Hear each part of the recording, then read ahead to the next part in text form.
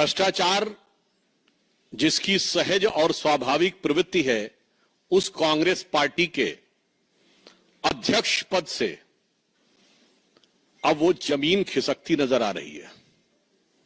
कांग्रेस अध्यक्ष श्री मल्लिकार्जुन खड़गे जी ने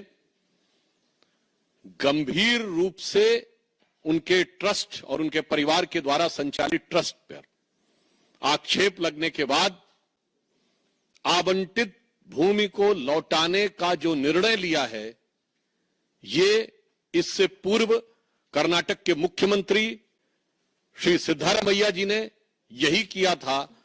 यह स्पष्ट रूप से यह प्रमाणित करता है और यह एक प्रकार से स्वीकारोक्ति है कि सत्ता का दुरुपयोग करके भूमि को हड़पने का कार्य कर्नाटक में कांग्रेस में सर्वोच्च स्तर पर हो रहा था। इतना ही नहीं है, मुख्यमंत्री पहले इसमें संलिप्त रह चुके हैं। 2015 में उप मुख्यमंत्री डीके शिवकुमार जी की ऊपर लैंड ग्रैब का केस लग चुका है, जो कि बंगलौर डेवलपमेंट अथॉरिटी के द्वारा 1986 में आवंटित भूमि के समय से चल रहा था। उसके आधार पर था मूडा स्कैम, जो मैसूर अर्बन डेवलपमेंट अथॉरिटी का स्कैम, जिसमें चीफ मिनिस्टर साहब उनके इन्वॉल्व थे। फिर Karnataka industrial ADB land grab, जिसमें कि खड़गे जी की फैमिली के लोग इन्वॉल्व थे। और इतना ही नहीं है, इससे पूर्व कांग्रेस के मुख्यमंत्री रहे कमलनाथ जी का नाम आ चुका है। तो राजस्थान में मुख्यमंत्री रहे अशोक गहलोत जी का नाम बीकानेर के लैंड स्कैम में आ चुका है। तो भूपेश बघेल जी के पास आ चुका है। अर्थात मुख्यमंत्री हो, उप मुख्यमंत्री हो अथवा राष्ट्रीय अध्यक्ष हो। और फिर इतना ही नहीं, आप सबको याद होगा वो नेशनल हेराल्ड केस, जिसमें सोनिया गांधी जी और राहुल गांधी जी के ऊपर आक्षेप है।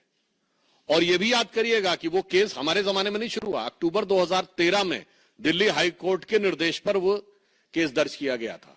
इससे बहुत साफ हो जाता है कि कांग्रेस में सारा शीर्ष नेतृत्व, किसी भी राज्य का मुख्यमंत्री हो, कोई भी उप मुख्यमंत्री हो, उनके पूर्व राष्ट्रीय अध्यक्ष हों, वर्तमान राष्ट्रीय अध्यक्ष हों, और चिरयुवा नेता हों या बुजुर्ग नेता हों, सब एक दृष्टि में समान है कि गरीब की भूमि कैसे हड़पनी है।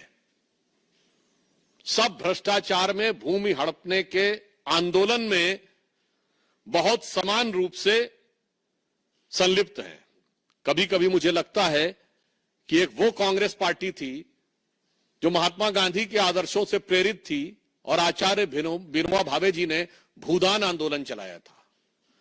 आज राहुल गांधी जी और सोनिया गांधी जी के विचारों से प्रेरित एक कांग्रेस पार्टी है जो भू हड़प आंदोलन चला रही है।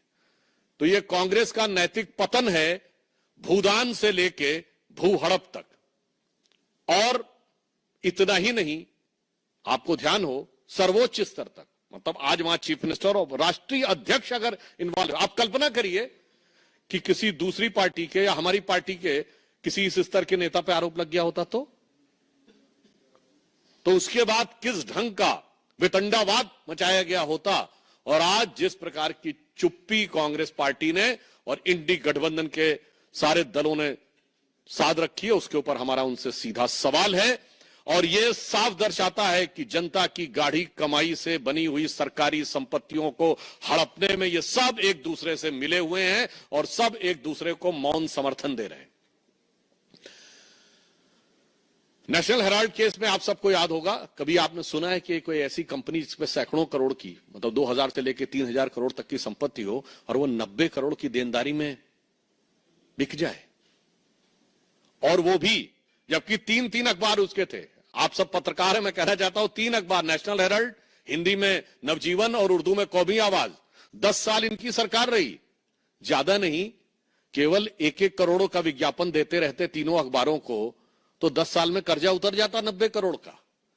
राजीव गांधी फाउंडेशन को 150 करोड़ मिल सकते थे, मगर इनके अनुसार स्वतंत्रता आंदोलन का संचालन करने वाले नेशनल हेराल्ड की सोसाइटी को सरकारी विज्ञापन और सरकारी अनुदान नहीं मिल सकता था, वो 90 करोड़ में बिकना था। तो जो प्रवृत्ति राहुल जी और सोनिया जी में दिख रही थी, वही मल्लिकार्जुन खड़गे जी में दिख रही है, वही सिद्धारमैया जी में दिख रही है, वही डीके शिव कुमार जी में दिख रही है। और इस विषय के ऊपर हमारे कर्नाटक की तरफ से भी ये विषय कई बार उठाया गया और ये मामला इतना आसान नहीं है। हमारे मेंबर ऑफ पार्लियामेंट लहर सिंह सुरैया जी ने इस विषय को टेकअप भी किया हुआ है और वहां पर सीएजी ने जो अपनी रिपोर्ट में पॉइंट आउट किया 2017 से, उसमें लिखा है to ask the committee to fix the responsibility for violating the guidelines of the court order and suggest the appropriate course of action against the defaulting officials for the deletion of the land under category A. इसका अर्थ क्या हुआ कि यदि आज Congress party के नेता सिद्धारमैया जी हों या खड़गे जी हों, वो जमीन वापस कर रहे हैं, तो कोई जमीर नहीं जागा है जो जमीन वापस कर रहे हैं। अदालत की कार्रवाई से में होने वाली जलालत से बचने के लिए वो जमीन वापस कर रहे हैं। और मैं राहुल गांधी जी से पूछना चाहता हूं कि आप तो कहते थे कि आपकी मोहब्बत की दुकान है, ऐसा प्रतीत होता है कि ये मोहब्बत की दुकान तो किसी भूमाफिया प्रॉपर्टी डीलर की दुकान नजर आ रही है, जहां दूसरों की प्रॉपर्टी हड़पी जाती है, जनता की प्रॉपर्टी हड़पी जाती है और उसके बाद उसको अपने चहेते लोगों को अनुदान दे दिया जाता है। तो मेरा राहुल गांधी जी से साफ सवाल है कि आपकी मोहब्बत की दुकान ये इलीगल प्रॉपर्टी डीलर की दुकान में कैसे तब्दील हो गई मेरे भाई? अभी तक तो उसमें नफरती सामान मिलते थे, जहर बुझे सामान मिलते थे, अब ये इलीगल प्रॉपर्टी की दुकान भी हो गई। इसलिए हमारा साफ मानना है कि कांग्रेस पार्टी आकंठ भ्रष्टाचार में डूबी है और जमीनों के घोटाले में कुछ ऐसी कांग्रेस को जमीन से लगाव है कि जहां जहां सत्ता में आती है, हरियाणा हो, राजस्थान हो, छत्तीसगढ़ हो, कर्नाटक हो, जमीन के साथ इनका विवाद जरूर जुड़ जाता है। और जिस स्तर तक इनके सभी नेता इसमें आरोपित हैं, तो कोई ये नहीं कह सकता कि ये कोई आइसोलेटेड सिंगल केस है, जिसे एक कहते हैं ना कि एक हो तो समझाइए आके कुपही में ही भांग पड़ी है। यानी एक कोई हो तो समझाइए, यहां ऐसा लगता कुएं में भांग पड़ी है, या ये 99 के नशे में बहुत मदहोशी थी ना कांग्रेस की, तो ऐसा लगता है कि जमीन को देखकर तो उनको ऐसा लगता है कि जिसको देखो वही आज मदहोश है, आज तो मैं दीवाना गजब ढा गया। तो जब से वो दीवाने बने हैं जो जोश के साथ 99 के खुमार के साथ, तब से वो गजब ढा रहे हैं और जनता पे कितना गजब और कहर ढाया जा रहा है वो हमारा साफ है। इसलिए हम कांग्रेस से सवाल करना चाहते हैं कि आप बताइए कि नैतिकता के आधार पे जिन लोगों ने जमीन वापस कर दी, क्या उन्हें इस्तीफा नहीं देना चाहिए? जब आपने स्वीकार कर लिया कि यह जमीन गलत आवंटित थी और वह भी सीएजी की रिपोर्ट और कई कोर्ट की प्रक्रियाओं के शुरू होने के बाद,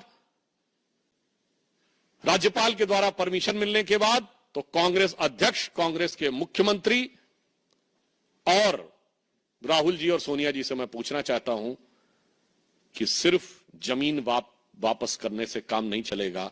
ये बताइए कि अगर जमीन वापसी की है तो क्या नैतिक आधार पर आपको इस्तीफा नहीं देना चाहिए?